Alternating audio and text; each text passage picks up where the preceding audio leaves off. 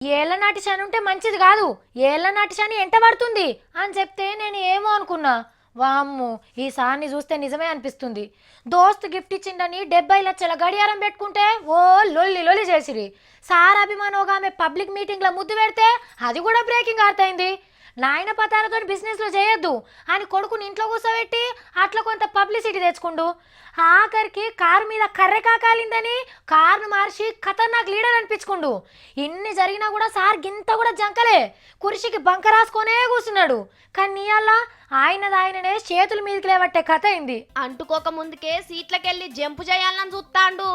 తమిళనాడుతోని నీళ్ల పంచాది నడుస్తున్నది కదా, బరాబర్ కింది రాష్ట్రానికి నీళ్లు ఇయ్యాల్సిందే అని మల్లోపారి ఆర్డర్ వేసింది దేశం పెద్ద కోర్టు.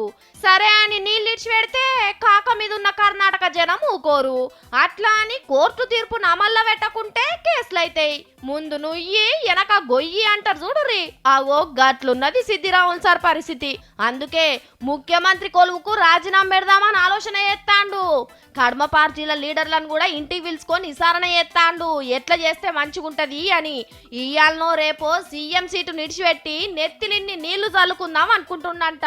కారు మీద కాకాలినందుకే కొత్త కారు కొనుక్కున్న సిద్ధిరాములు సారు నీళ్ల లొల్లితోనే బుగ్గ కారు దిగాల్సి వస్తుందని అనుకోకుండొచ్చు.